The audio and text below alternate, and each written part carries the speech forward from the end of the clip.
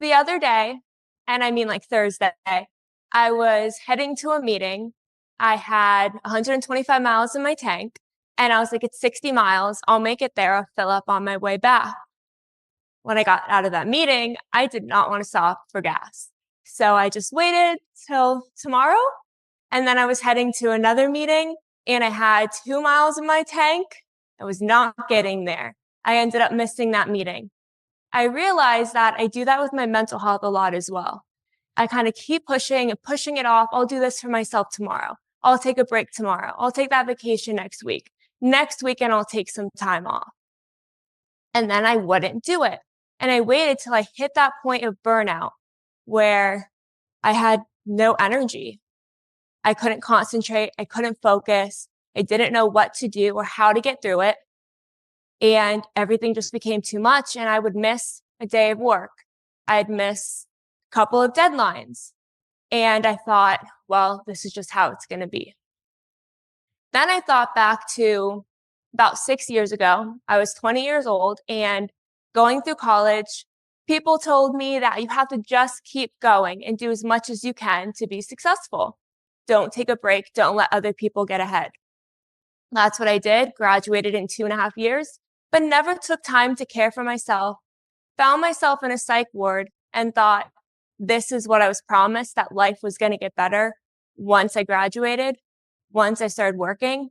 But it turned out that without taking care of myself, without self-care, it was never going to get better. I was just going to keep pushing and pushing until there was no tomorrow. So if you haven't scanned the QR code, go ahead and do it. And if you're in this session and you're thinking, I don't have time for self-care, raise your hand. I think that all the time, that there's no time. When am I going to make time for myself? I have a million things to do and not a lot of people to help with all those responsibilities. Go back. So sorry. You're too quick to the draw.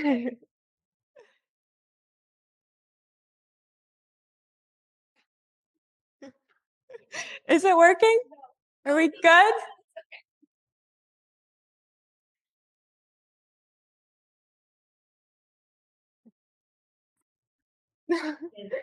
So self-care is about doing things for yourself, with others, to build that healthy relationship with yourself, with others, and feel balanced in those different aspects of your life.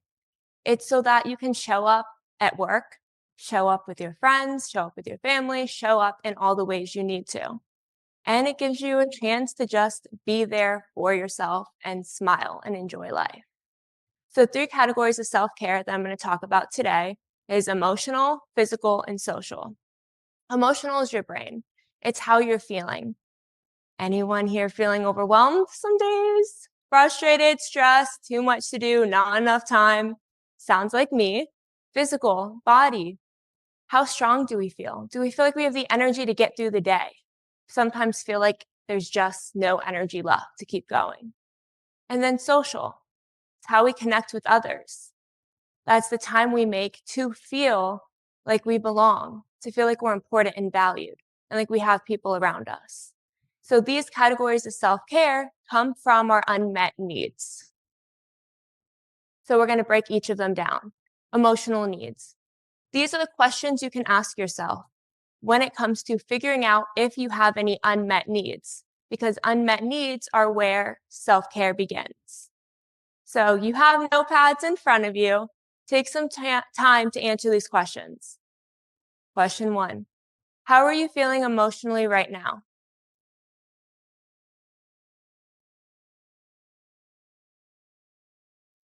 What would you use to describe how you're feeling? If you don't have the word for it, you can draw a sad face, a happy face, an angry face. Something to describe how you're feeling. Something you've struggled with lately. For me, a lot of times it's feeling overwhelmed because I try to put too much on my plate. I don't like to ask people for help. And it's this constant cycle of feeling overwhelmed.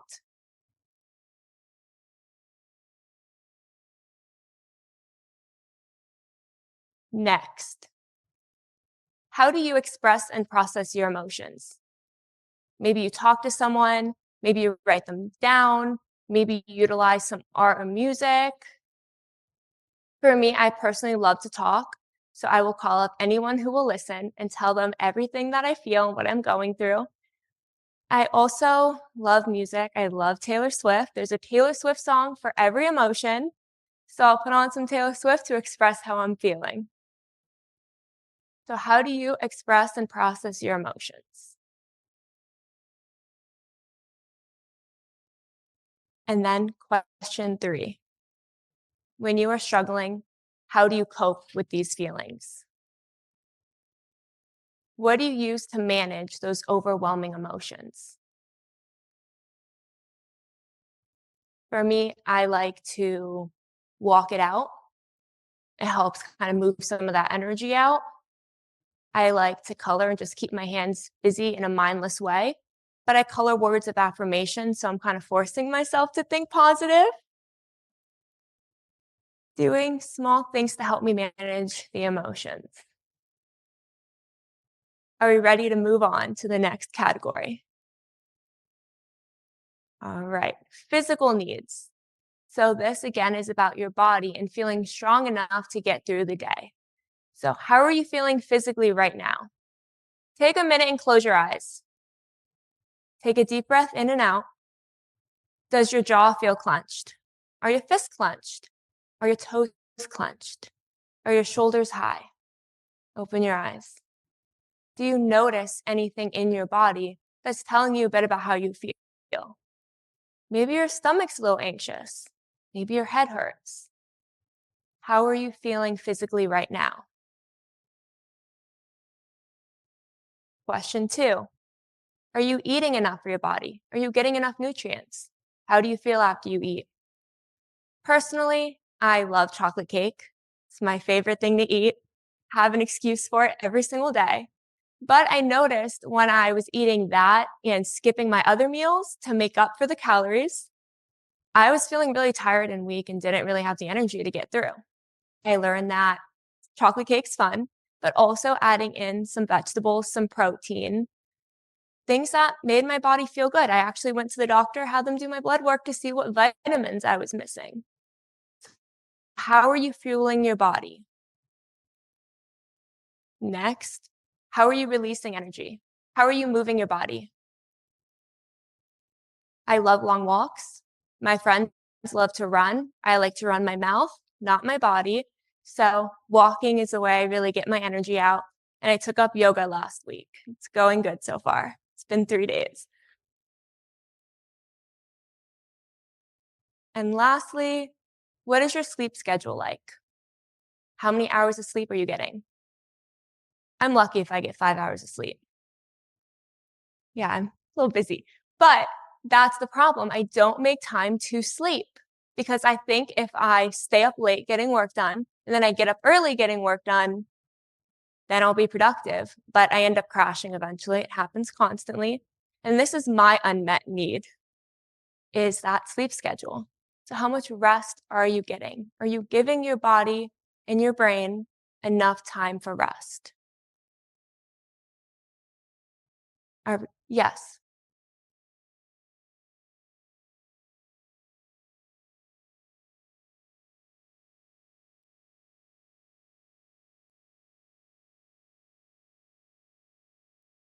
Yeah. Oh, wow. That's my goal too, and that's why I started yoga. People saying it helps you relax, helps you get some sleep. Oh, In the wellness room. oh, perfect.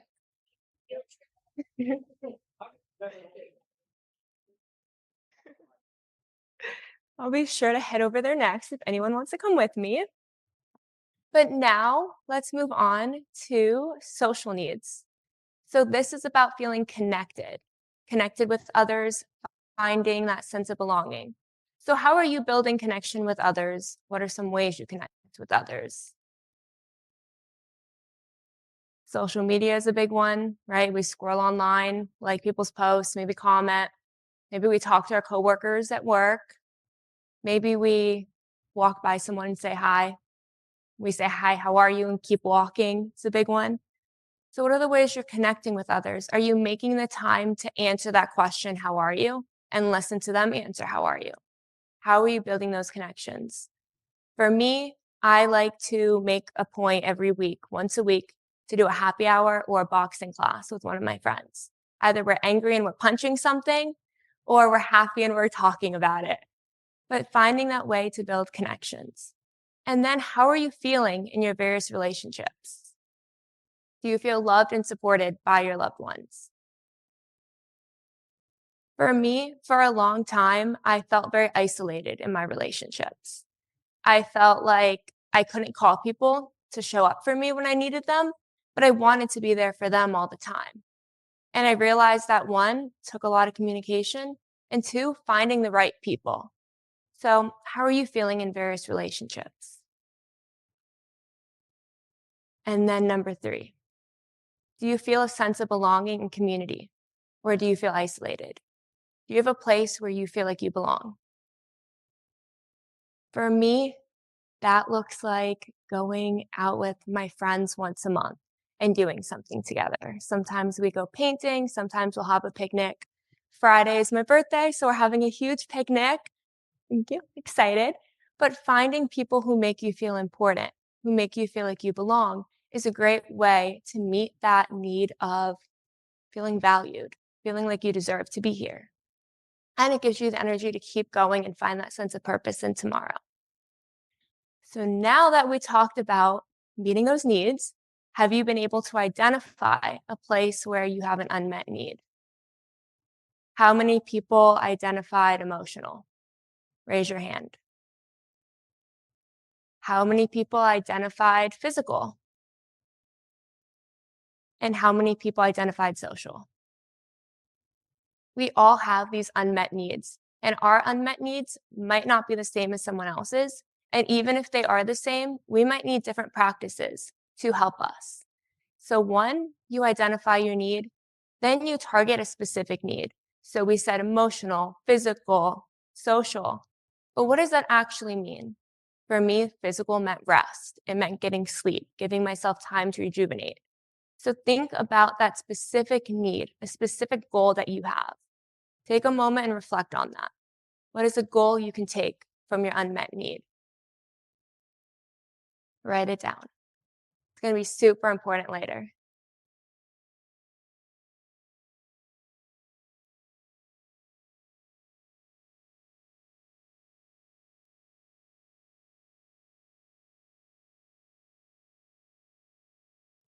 So by having that need, having that specific need, that goal, then you can begin to choose a self-care practice.